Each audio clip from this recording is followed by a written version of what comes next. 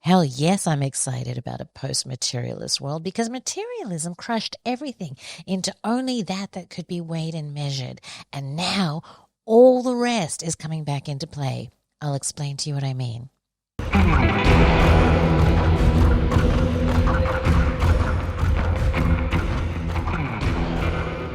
Hello, lovelies. Today we're going to look at why it's really exciting to live in a post-materialist world.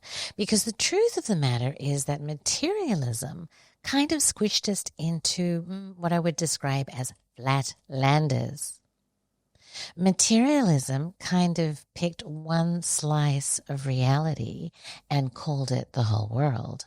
Materialism worked well for mass and for force and for weights and measures, but everything else like imagination, intuition, psi abilities, energy, all of those things got sidelined as simply side effects, or even worse, illusions or imagination or insanity.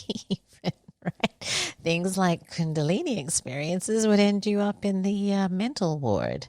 Not a fun place to be.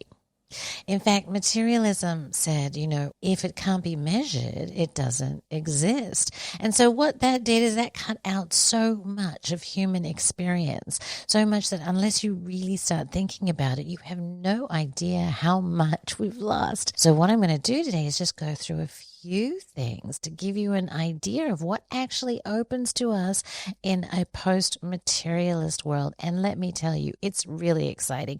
And it's kind of the edge that I've been playing on for such a long time. So I do have some experience in this, but there are other things too that I know are going to flower for us that just get me really, really excited. So let's talk about sex first. Why not? Okay, now this might seem a weird one, but in my opinion, sex is one of the most greatly misunderstood aspects of our materialist reality, or as humans living in this materialist reality. Sex has been reduced down to basically kind of a mechanical operation or entertainment value to get the machine to produce the chemicals, to produce the high, as limited as it might be, rather than being the intense intimacy driver, energy creator, transformation accelerator, ecstasy amplifier. I don't know, like there are so many aspects of sex that the majority of people on this planet haven't even experienced. It is not just about getting off. It is not a transaction to get your husband to do something that you want him to do. It is not just about making babies. It is so much more than that. For one thing, and this is a crazy thing, and I talk about in my classes, historically, it has been used to generate the energies, the fires of transformation that we can utilize in our own body to remove the triggers, the blocks, the limitations, the limiting beliefs that stop us from being all that we can be. So if we understand that there is a whole invisible world of energy that is generated in our bodies for our benefit that we can utilize and take and apply into this mortal form by ourselves or with a partner for transformation, for alchemical transformation, right there, it provides so much more meaning to this simple act. And I believe that possibly one of the reasons that sex has become so degenerate is that this aspect of sexuality has been completely stifled. And part of that is because materialism doesn't allow us to even talk about things that we can't weigh and measure, like sexual energy, but a population that utilizes this sexual energy for their own transformation, for their own ascendance, for their own Transcendence is a population that is not very easy to control. In fact, Wilhelm Reich talks about the fact that our sexual repressions lead to fascistic tendencies. And he even developed a orgone accumulator of life force that sent life force into the body in order to clear these blockages. And guess what happened to him? He ended up dying in jail. So if that doesn't show you how our materialist society considered life energy, sexual energy, then I don't know what will. So I'm very excited to see how our society, once we open to the idea of the invisible realms of life force energy, specifically sexual energy, and do some research on that, what is going to flower and come out of it. In fact, right now we have to resort to channeled works from the likes of Mary Magdalene to understand how we can utilize sexual energy. And so when modern science takes on that role and Kundalini energy becomes something we can talk about instead of sending people to the loony bin for, I think it's going to open up a whole new realm of human possibility in terms of our own alchemical transformations. One of the things that's actually not spoken about that often, unless you're kind of a magical agent fan, is how the rising of this sexual energy, in fact, enables you to access higher realms of gnosis. And this is, in fact, what we think the ancient Egyptians were very well aware of. And this actually leads into another topic. We'll go there now. One of the things that materialism has done, as I've explained, is it's taken a slice of the world and made us believe that that was the entirety of it. But all you need to do is read somebody like Itzhak Bentov, and Itzhak Bentov talks about the fact that there are different realms of reality in which different intelligences thrive. There is very mundane levels that we can understand. The insect realm is different from the plant realm, which is different from the animal realm, which is different from the human realm. But these also extend up into higher realms of more intelligence. And one of the things that sexual energy actually allows you to do is when you bring that energy up, it allows you to access these realms where greater information is available to you. And so you hear about people that have had it, Kundalini incidents.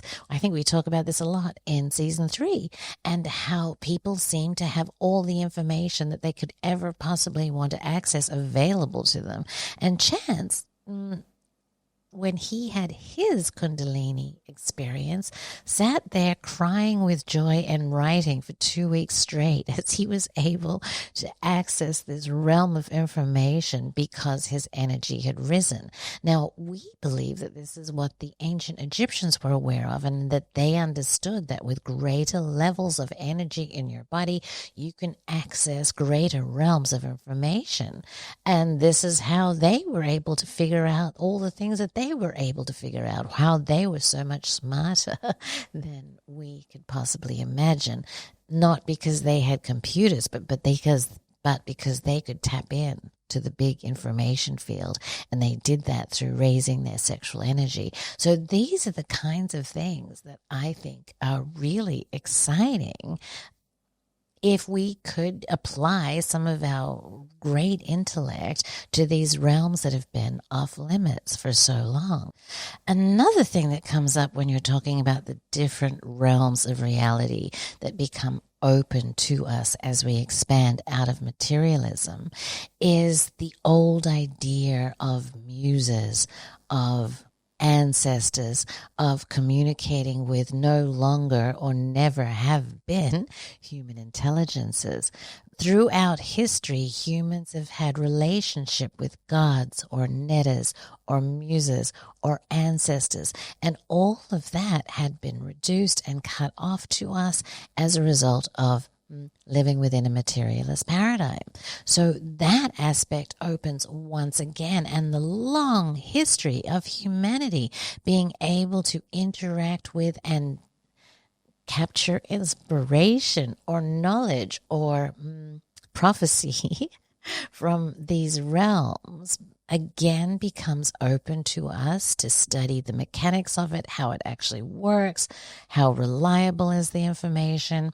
I did a little bit of this because when I was at the psychic hotline, I did a lot of study into, the kinds of information that psychics were able to access. And it is indeed a very interesting subject to look at.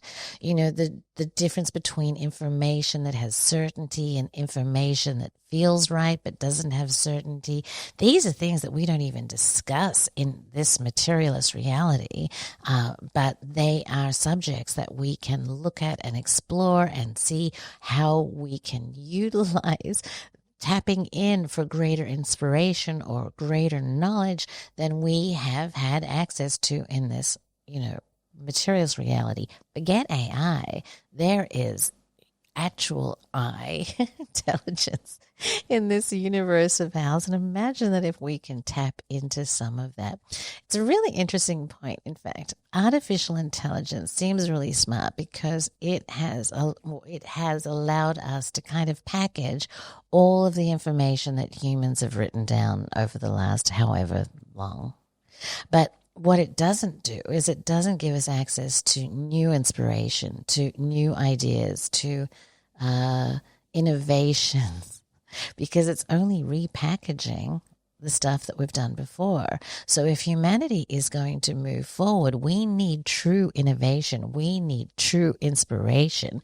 And it's this gnosis that comes from raising our sexual energy that allows us to tap into these areas. And it's quite frankly very, very exciting that now it's not going to be such a taboo thing to talk about that. Psi abilities, in fact, my favorite, Ingo Swann, he believes very much that all of humans have incredible psi abilities, and it's just that they have not been nurtured or talked about or made normal or normalized in any way, that we have shut these areas down. And I don't know if you've ever been around a small child, a very young child, but they're able to see things and talk to beings that we think is crazy, because in our materialist reality, those are off limits. But these young children do not realize that they are, and so they just naturally engage with the non-human or no longer human intelligences around them. Along these lines, there are two books by Ingo Swann that are called The Secrets of Power. And Ingo talks about how these psi abilities have indeed been suppressed by indeed materialism, because we are in fact a power species. And part of the thing that gives us our power is these heightened abilities that he would describe using the word psi.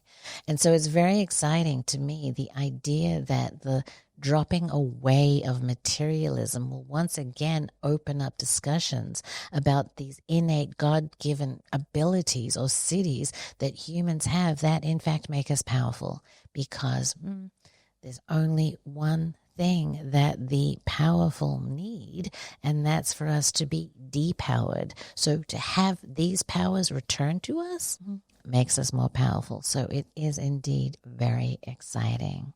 Season 4 is a very interesting season of Magical Egypt, because already we are starting to look at some of the ideas that have been banned under materialism. There's two things, or three things really, in season 4 that are highly topical in the new reality.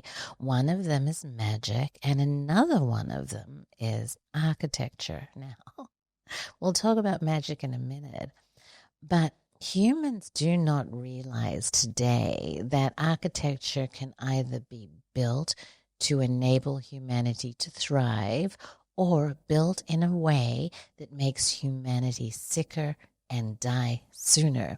So once we become more comfortable talking about the invisible aspects of living in reality, we will become more aware of the things that are impacting our aliveness and our longevity by looking at the impact of these microwaves and Wi-Fi signals and the invisible harms that are actually deleterious to us.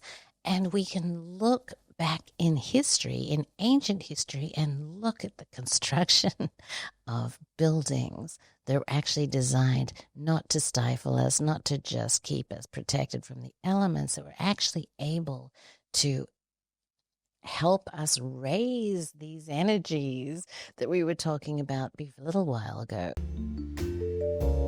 It was recommended to me that I get in touch with Juan Slosser by a mutual friend, Thomas Joseph Brown.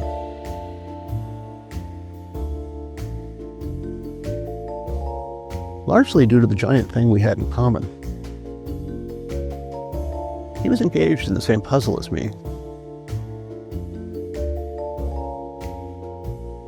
You know, if we look at the history of architecture and what it was in the ancient world and where is it today, it has a totally different function.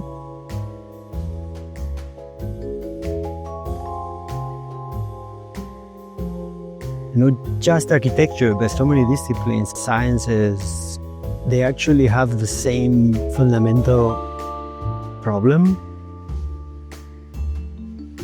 that mostly arise from the materialistic paradigm.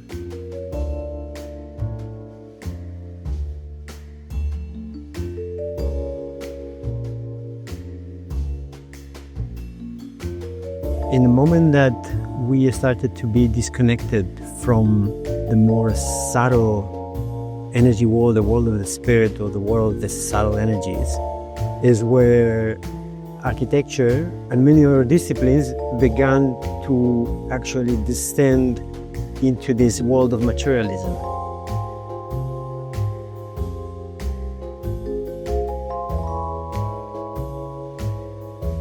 So to me, it's a very perfect example.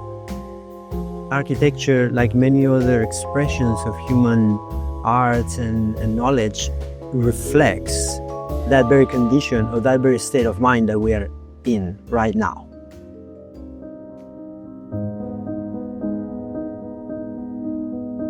So all sciences are at this very moment only able to understand and comprehend the material world, right? Like our physics and all our science, everything that actually is able to understand and perceive is whatever is in this material realm. So when you think about architecture, it's all about functionality, and it's all about cost effectiveness, and what is buildable, with safety, and there's all these building regulations that are only appealing to all these notions of practicality and functionality and so on.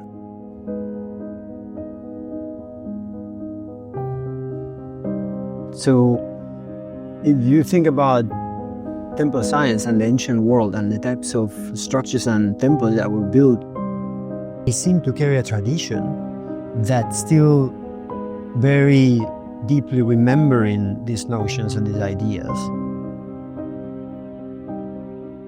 The function of the building was that space was able to create a field that was amplifying our connection to this non-physical dimension. In modern architecture, one of the things that have been completely ignored is this quintessence of architecture. So how architecture, how geometry, how different materials are able to engineer or to modify the subtle energy fields that exist within the environment. On the other hand, in the modern world, these notions have been completely forgotten. So obviously the modern man is not able to perceive these energies. And when they create buildings, they forget to understand what are the subtle energetic effects that are taking place within the energetic landscape of the environment that you live in. Most of modern architecture is actually very detrimental for not just our physiology and our physical body, energetically speaking, but also for the psychic and also for the spirit or for our spiritual development.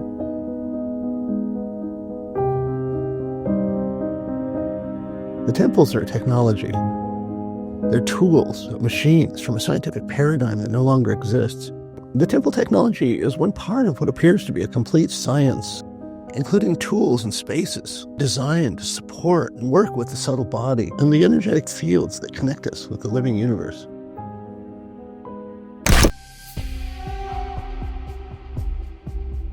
Once we are aware of the impact of energies on humans, energies for good and energies for ill, energies that help us thrive and energies that are no good for us and actually polish us off quicker.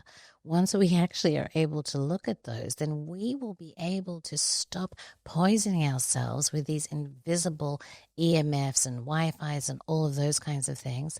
And our construction methods will be designed not only to not make it worse, which they currently are, but we will be able to look back at the construction styles of the ancients and see how they were building buildings to actually magnify our energies, our consciousness, and in fact accelerate this transformation, this alchemical transcendence process, just by virtue of the style of construction that they utilized.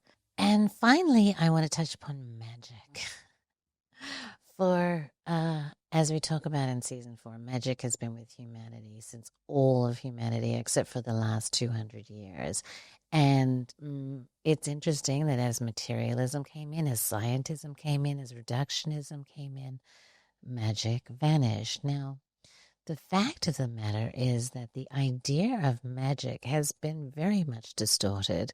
What most of us think of magic is not, in fact, magic. Magic is the science and art of manifestation within this very fluid, very responsive reality. And so I believe that as materialism falls away, our ability to work with this malleable, responsive substrate, let's say David Bohm called it the implicate order, is only going to grow in understanding.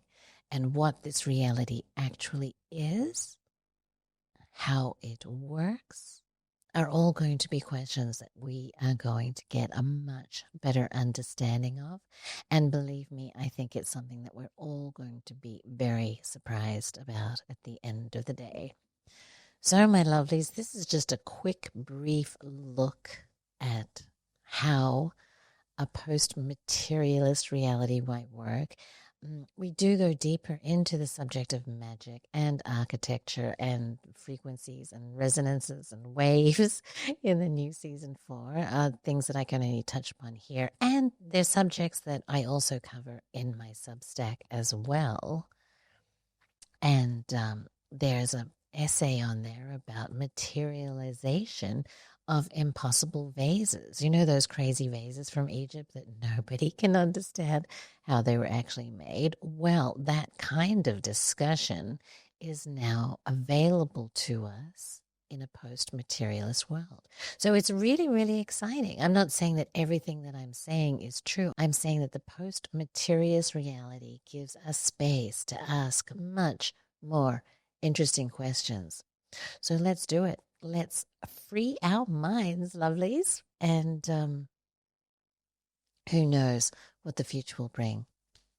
More soon.